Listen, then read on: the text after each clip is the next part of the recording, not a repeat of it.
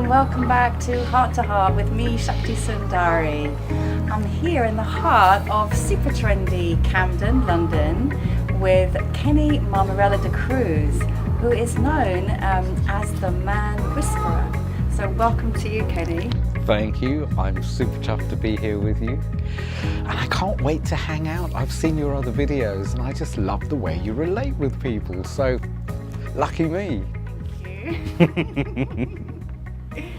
So in these meetings with our guests, I often start because I love hearing about their personal stories as much as what you do in the world today. And of course, your personal story always informs what you're bringing, the gifts that you're bringing to the world today. So tell us a little bit about your background. I'd love to hear how you got to this place. Well, let's see where to start. I guess there's the logical story and there's the emotional story. And the logical story is I was a nice Catholic boy, born in Uganda. So my family's from Goa, hence the Catholicism in my name from Portugal. And we had a really blissful life over there. We had great community, obviously beautiful weather, tasty fruit, even tastier than Waitrose. And life was sweet. Life was really great. And then trouble hit with the whole Amin thing. And we kind of heard that something might happen, so I would have been 7, 8, but I was a very aware child for various reasons. I was just an aware child and I kind of knew what was going on. Before we know it, my grandparents moved back to Goa, not realizing that not only did Goa not quite exist anymore because it was taken over by India, but neither did their home. Property went and things were very different, so there wasn't a home for us to go back to Goa. And then before I knew it, we were on the death list. My father was helping people to get out of the country that were on the death list. Can I just ask what the death list is? The Secret Service put him on the list of people who need to disappear. Over and above the death list, in those days, if there were 3 people talking in the streets, that was conspiracy against the government, so you'd be locked up or beaten up or whatever.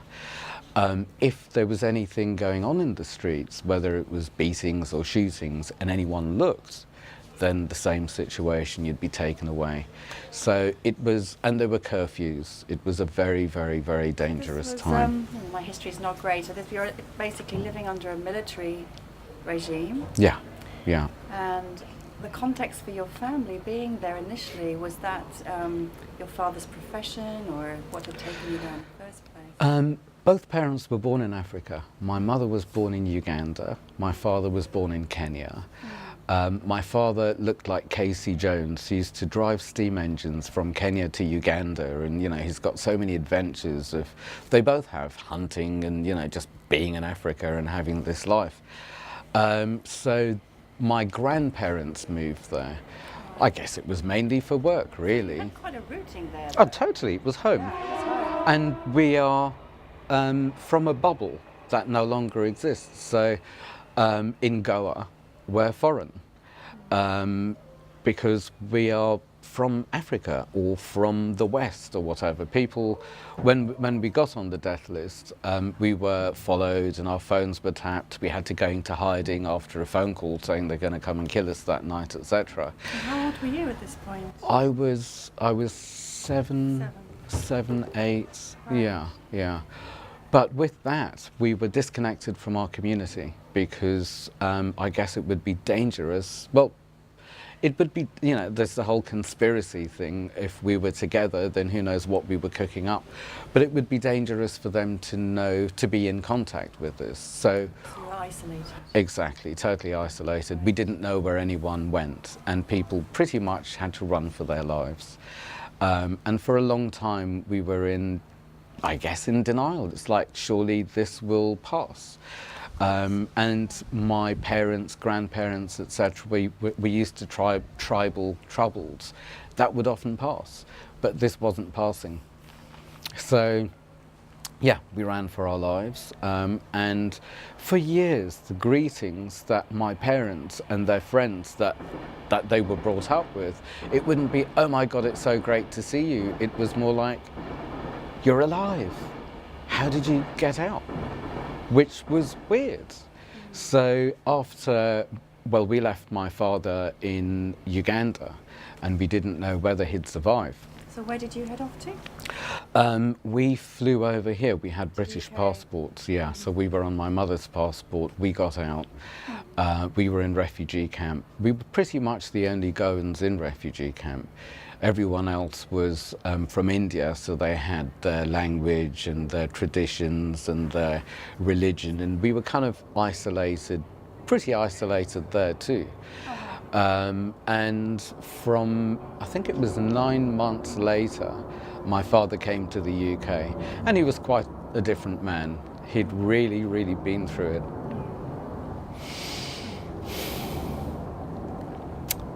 It's only recently that I've been able to feel it all. Partly because my mother's written a book.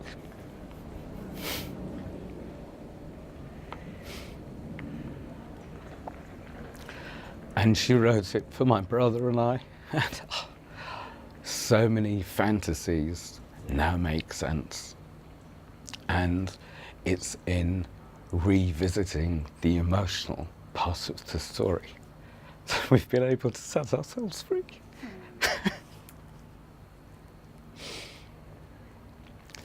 And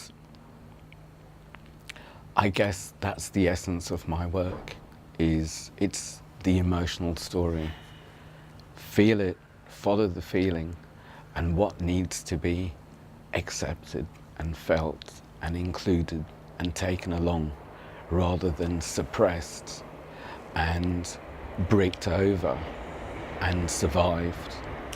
So work is from survival into living. And when I started feeling and grieving and allowing, I'm so much more alive. I'm so much more available. I can take part in life with a man, as a man, with an open heart and a calm mind, without fear of abandonment or humiliation. Because if I'm living in survival of that, there's no space for my life. So it's really from the survival into the living, and from the doing into the being. So within the men's groups, with my private work, it's, I have a few very, very simple techniques. Can I just stop you a minute there? 'Cause Sure. you've leapt into a place I want to go. But not quite yet. Definitely want to go there, because that's what you're about. But just pausing for a moment with, you know, this story, which is so heartfelt, so moving, and, well, two things. So first of all, you have shown your true self. You have shown your vulnerability. You've shown your emotion as a man. I know that's a huge thing. And then you've kind of gone into how that's so essential for the work that you now do with men. So I guess the next step question before we get there is, how did you go then from where you were to realizing that you wanted to do this work that you do now with men, holding space in groups and one-to-ones? What was the sort of path towards offering that? We went, my father ran refugee camps in Italy. He was a handy bloke, and he got on very well with people.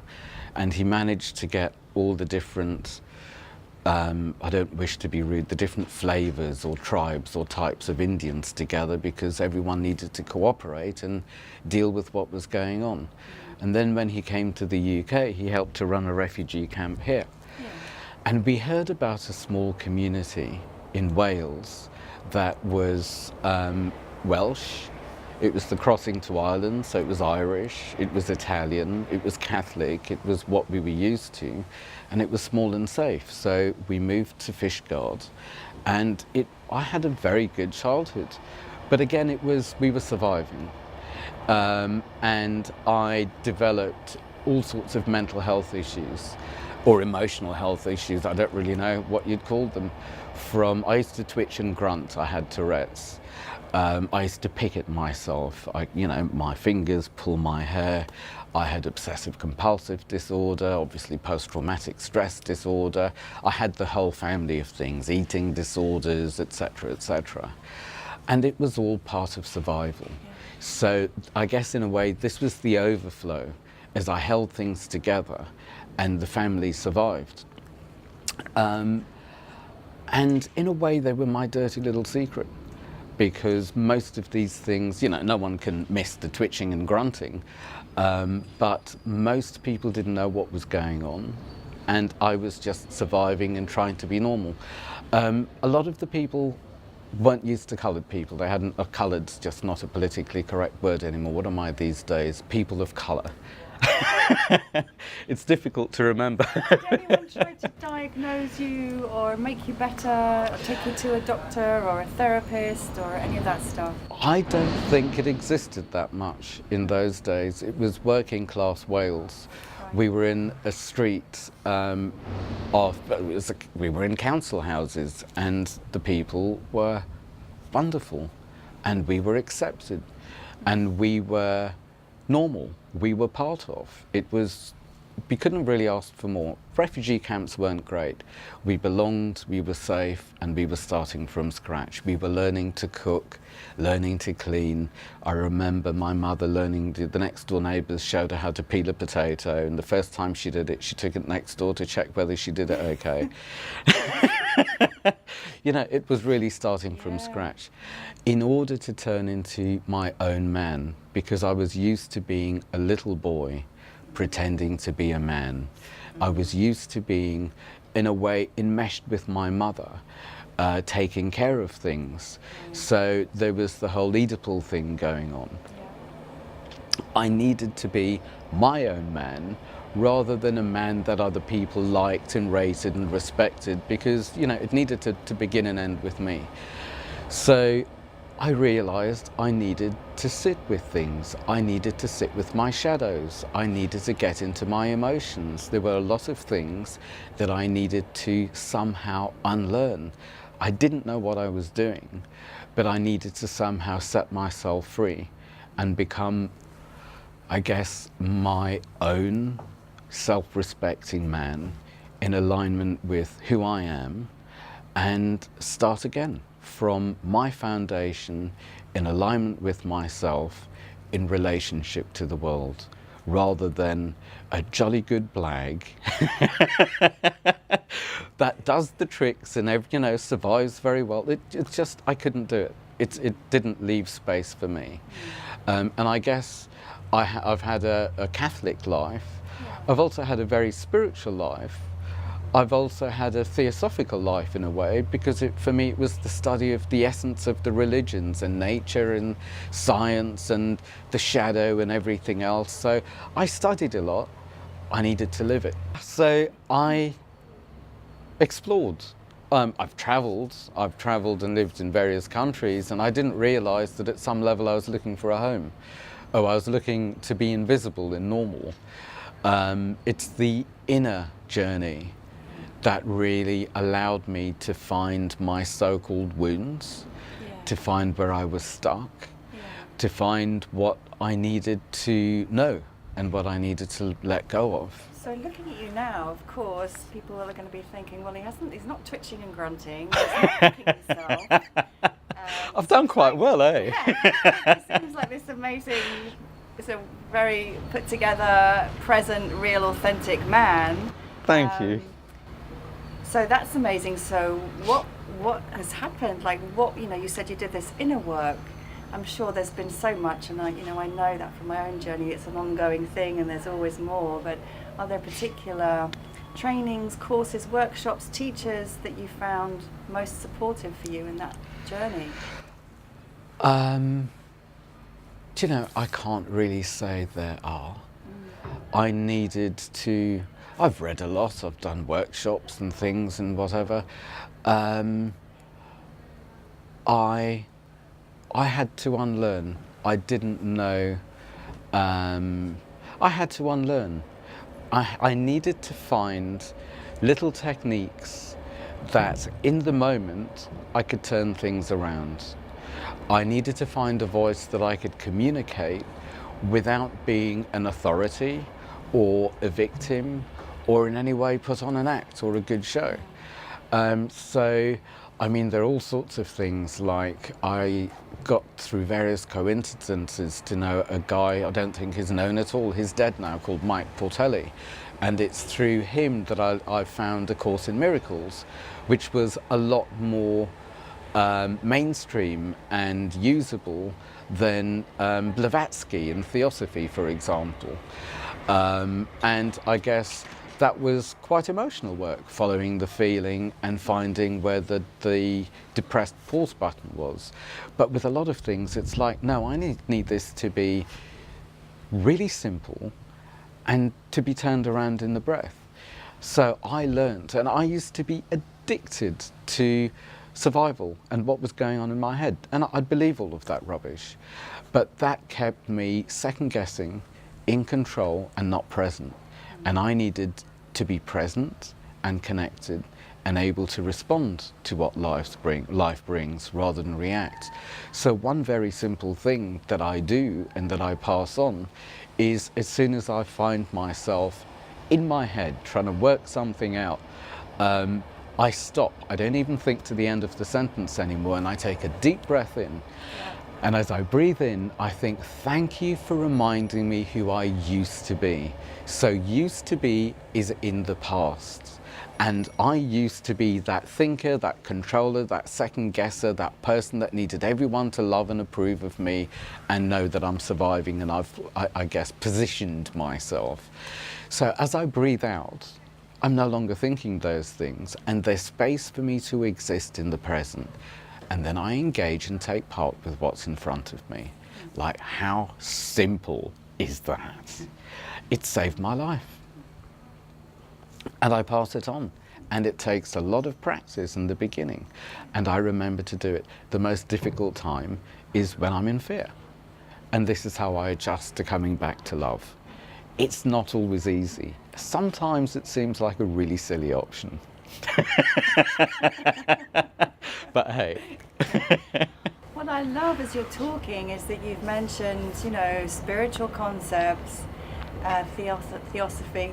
Is that right? Theosophy. Theosophy. Yeah. And meditation and emotion and feeling and wounding. And these are all things that I can imagine might turn off a traditional man. Or a very mainstream person, and yet you're delivering it in a way where it makes perfect sense. Yeah. And you're embodying it in a way that is obviously doing something because you're embodying it. Yeah. Well, the strange thing is, I would say that I was quite a feminine boy. I was responsible for emotions, mine and well, not so much mine, I'm not sure I even existed that much, but everyone else's. It was holding it together and surviving. And with all the second guessing and with all the enmeshment, etc., etc. And I needed to be, as I wanted to turn into my authentic man, somehow I unlearnt the surviving boy, and a more masculine bloke seemed to show up. And I love my feminine side, and the masculine side has showed up, and it's so me as well. But it's not I will be one or the other, but what's the truth in this moment? And I feel I'm now man enough in the moment to be as masculine or feminine or childish or adult or sad or angry or elated or whatever as the truth is. And as I became more masculine, in a very, very short space of time, a matter of 2 or 3 months, I went from probably 70% female clients to 90% male clients, because something in me changed. And something that I put out changed, and I attracted blokes. I attracted from builder types and fighters and, the more masculine so-called men, to feminine men that have had similar issues to the ones that I've had. I attracted isolated blokes and popular blokes and gay blokes and poor blokes and rich blokes and God knows all sorts of blokes. And what everyone has in common is they want to be who they are, be the best in their lives, and contribute to their communities, whether it's their children or their families or wherever they are. They just want to be true. They want space to exist very often. And that's the journey that I took. And I have a very, very strange, I have lots of fantasies, and I also have an inner DJ that gives me so many clues about what's really going on. But one of my fantasies is that I chose to do the work that I do. And I chose also to learn things this lifetime, to contribute, to unlearn things, to complete with people that I might have known in the past. So if I choose these things before coming down, then, and I come down without remembering these things, because if I bring all my awareness to this lifetime experience, then some of my awareness will cut out some of the other awareness and I wouldn't have the experience. So if I come down and I don't remember, then I kind of believe that maybe I agreed to the things that happened to me. So as these things happen and need to be unlearned, and this is so how it works with my clients, in finding the places where the pause button's down or there's a wound or a drama or whatever. Can I ask you about that, the phrase that you're using there, the pause button down? Explain that. It's so it's where rather than being free to be, there might be something stopping me, stopping my expression as a person. There might be a depression, a depressed pause button. There might be some sort of an avoidance. So if something happened, then I'd stop it, I'd brick over it, and I'd survive it. But it's still there. It would cause a limitation. So the way that I find mine and other people's is they will come up in life. There'll be a pattern maybe in their script, in their life. Or emotionally, they might just stop there. That's the place that if they follow their feeling, it's like the scene of the crime, so to speak. That's where the pause button's down. And it's owning that part. It might be feeling it, accepting it, and taking it along in life, but not avoiding it and therefore feeding it. So for me, rather than the logical stories, it's emotionally what's coming up. And as I want more from life, then I will find a place that needs to be released or embraced to allow that to be free and allow me to be freer to have more from life. That's my little game anyway, and it seems to work so far. I love it. I made, coming from, I guess, strangely, a working class Welsh family, there wasn't a lot of funds. Therapy was for Hollywood stars or something like that. I was brought up in a very different world to the world that I now operate in. So I worked it out myself. And it's made it so easy for me to pass it on. And I don't think I really had the mind to understand that much and to hold principles. I mean, the thing that I'm still left with is dyscalculia, which is to do with numbers and time and distance and weights, things in sequence. So using computers, you read this, you click that. It does my head in. And I think it's the same with holding concepts and holding things in my mind is I don't have the capacity. It needs to be very simple in my language, and luckily it's easy to pass on. So it's very bloke now, where when I was more of a feminine mind, I could hold so many things in my head and I'd know how everyone is and what's going on everywhere. But now it's what's in front of me, and this is where I'm present. So there are costs, there are huge costs. Lots more testosterone, lots less attention span.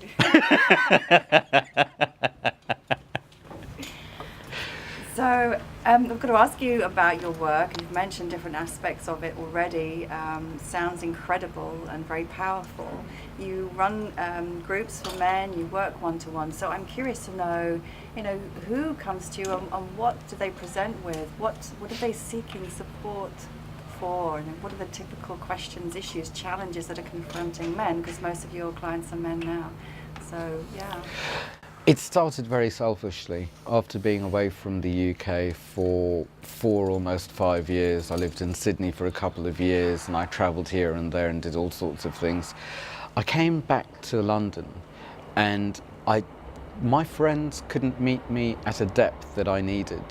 They got into work, power, career, drink, drugs, love addiction, sex addiction, whatever, and it's like, I need to be met. That's all fine. I'll come raving as well or whatever, but I need to be met at a depth. So that was about 15 years ago when my first men's group started, and I called my nearest and dearest into my lounge, and I said to them, there must have been about 12 or 18, I need to be met here, otherwise you might be chucked. And it was kind of really as simple as that. And 2 or 3 of them still come. A lot of them have moved away. But that's where it started. And it was my need to be met at depth. It was my need to be real, to be challenged, and to grow with the people that I love. I didn't want to not move on. And I wanted them to move on with me. So from there, people heard about the groups that I started running, and we'd basically hang out and ask questions and share experiences and grow, laugh a lot, explore things, learn from each other. And people just got to know and got to know. Now I probably run, 8 or 10 groups a month, 4 closed groups, online groups, which now works, people in other countries as well as here, live groups in London and various other places, and I'm starting to pass them on, train people to run groups so they can take them into their own communities.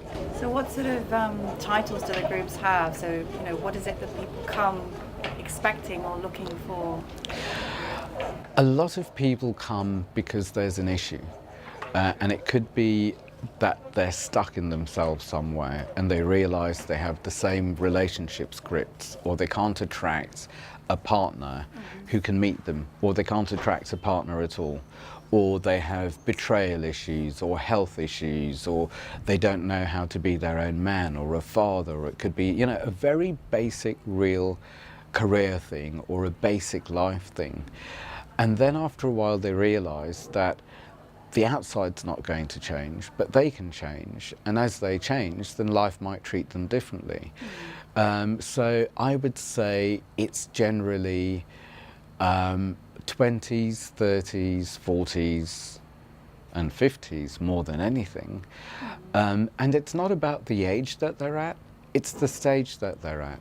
Yeah. And it's not like there's often anything really wrong with them or bad going on. There can be an issue, but it's more that they want more out of life. They want to exist in their life. They want to experience more, love more, have more passion, have more purpose, have more personal power, be able to communicate. They realize that there's more and they don't know how to get it. A lot of them are or have been in therapy. A lot of them might have done personal development things. There are books like No More Mr. Nice Guy, or what's that one? David Dada, The Way of the Superior Man, Stephen Biddulph's Manhood. A lot of these books talk about join a men's group. So they Google, they join a men's group, they come and check it out. So suddenly, when I started it, it's like, what's a men's group, and are you all gay, and do you do strange things together? Yeah. We sit in a circle. There's often a tea light candle, this is London, in the middle. Sometimes there's a fire, we go camping and stuff. Yeah. There are basic ground rules. We have 2 minutes silence before we start, just to get present and to breathe, and to kind of not bring the frenzy of the day with us. Some people aren't into silence or closing their eyes, so they just check everyone out and think, what am I doing here? And then there's a check-in round, which is just basic day-to-day stuff, as well as what they want from the group and how they feel, and the basic stuff that people might wonder about each other. So that's out of the way. And during that, I get to hear what's in the room, and rather than quick, let's therapy this person or save this person, it's everyone talking about when what their relationship is with that, and when they felt that, and how they've succeeded with this or how they've had problems with this, so we all get to learn from each other. But it's the stage that everyone's at and the stuff that we can share together. So my intention is just to hold a space where we can be together and grow. It's not that people need to stay forever. Some people pick up their tools, they gain what they need to gain, and they move on. Some people stay for a long, long time because they love the community and it's great fun.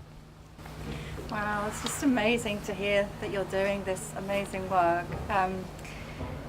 I wonder if there's ever been, I mean, you did mention a little bit, a stigma for people to acknowledge that they're coming. Do they tell their wives, their girlfriends about this, or is it something that's a bit secret? And also, you know, what's the power of gathering as men? I mean, I know a lot of women gather together. So what's the power for a man of just being in a group of men? The strange thing about the groups is a lot of the men, some of them don't tell other people because people might think it's some strange cult thing, or what do you do, and it's got to be something dodgy. So they might not tell people. Other people proudly tell people.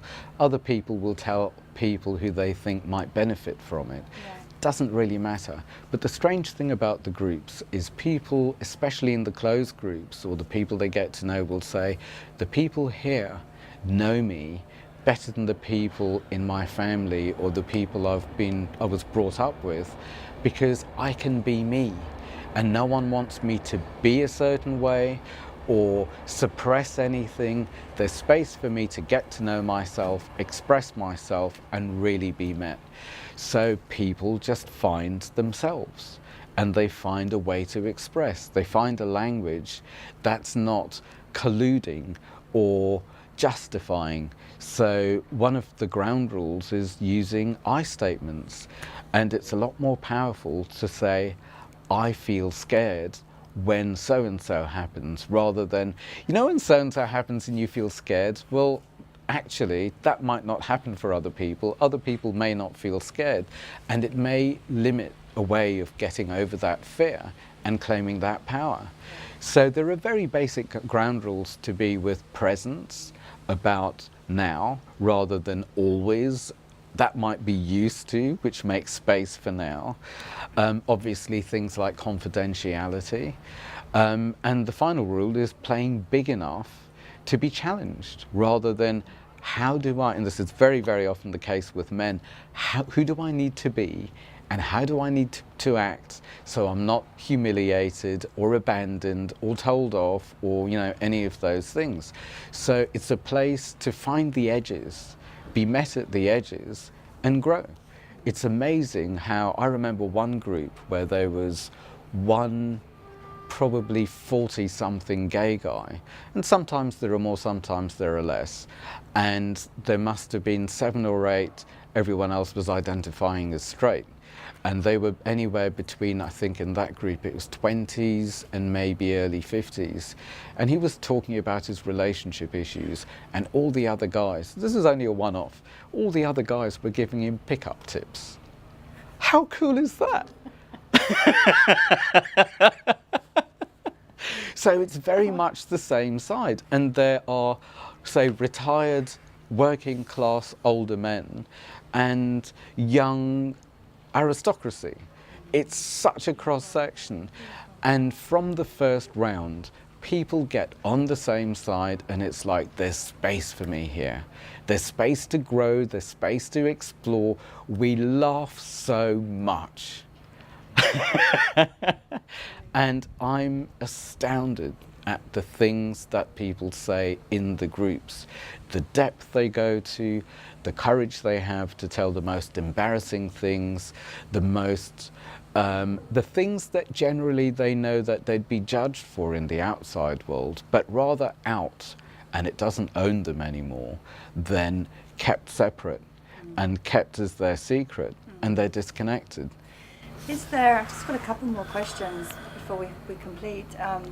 Is there some disconnect that you observe then between the narrative of the mainstream or the pressures in society and culture that's still quite pervasive and the type of awareness and masculinity that you're encouraging in your groups? I'm really quite shocked and amazed at how the mainstream's changing. And I don't know whether it's the media or me living in London. It might be different in a small town somewhere. But the fluidity of masculinity and sexuality, authenticity, transparent sharing, it's a lot more mainstream. And people can talk about their sexual exploits and their fears. They can talk about how they hide their money in case people want it, because they're taught to hide their money and they don't want to be liked for money. And people can also talk about how they don't have money and how they're scared of money. And money is generally one of the taboo subjects. You know, there's the money thing, there's the sex and sexuality thing, there's even like performance, and it could be sexual performance, it could be work performance, it could be very often, how do I relate to my parents and my children and my wife and my siblings, and how do I have space for me and spread who and how I am into the family. So it's very intimate in that way. And for me, I know that the world that I can change is within myself, within my communities, and they spread it in the way that I live. As I spread it in the way that I live, things are changing. And I guess I have cut myself away from the media. I don't believe a lot of what goes on. Plus, I find it very upsetting. I find it very limiting. And I find it a lot easier and, I guess, more joyous to live in my bubble and to spread who I am and how I am within that bubble, and for things to change. Luckily, I get in the media quite a lot these days, and quite mainstream media. So I get to be me and share that, rather than reacting to or feeling like I should be like whatever it is that's going on out there. But men are changing. And for me, being an authentic man, by no means being muscly or sharp-tongued or powerful in any of the traditional ways. It's being authentic enough that I can be a boy, I can be as feminine as I want, I can be as masculine as I want, I can be authentic, and that can change. So I don't know if that's actually answered your questions or whether I've gone off on one. I guess I'm trying to cover up that I don't really know what goes on out there too much, and I'm not that bothered either. I'd rather change it from the inside. I think if I heard you, I would summarise it by saying what you've made very clear is change starts from within. And you've made those changes yourself, and you're holding the space for others to make those changes, and it's that inner change that then is reflected in everything and everyone around you. Yeah. And so you've gotten to a place where now people come to you as the expert on that, because you've taken that inner journey. And it's a strange role to take, because very often in groups and even out of groups, the role that's put on me is the big brother, the best friend, the father, that type of, I guess, an authority figure that I didn't want to take. Yeah. But now I know, and especially in an open group, the men will look at me when they speak, and it took me a while to accept that, because it felt like a failure, that, you know, I don't want to be a leader, I want to be one off, until I realized that if a man looks at another man in the eye, generally, apparently, it either means I want to fight you or I want to fuck you. So with that kind of oomph, well, to look at the person who's facilitating, I guess it's safe, and then it opens up. So I'm happy to take that role for a short while and then to hand it back as a man becomes whoever he is, and he embodies his own power. There are a few things that men don't talk about in groups that would be very dangerous and very dodgy to talk about in groups. There are things that need to happen privately, and it's the individual's boundaries.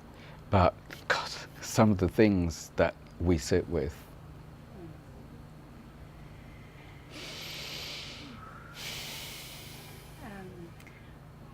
I'd love to keep talking, but we need to draw the interview to a close. And I guess that I do this often at the end. I'd love to ask if you have a parting message for our viewers, particularly, with all your wisdom and experience from the perspective,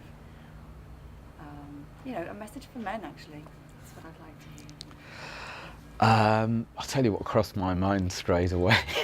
And I guess when you said for men, have the balls to be the love and share the love. Can you say that to the camera, please? I have to say balls to the camera now. It's the courage. Have the courage, irrespective of fears or judgments, to be the love and share the love. Amen. Amen. Thank you, Kenny. Thank you. I've been so taken on this journey with you, really touched by your personal story, which I didn't know, and just amazed at the transformation that is sitting before me and the presence that you now embody. It's beautiful. It's been a beautiful encounter. Thank you so much, and thank you for the work that you do as a woman and just as a being, as a fellow being. Thank you. Thank you. And thank you so much for watching and being with us. And join me again next time on Heart to Heart with me, Shakti Sundari.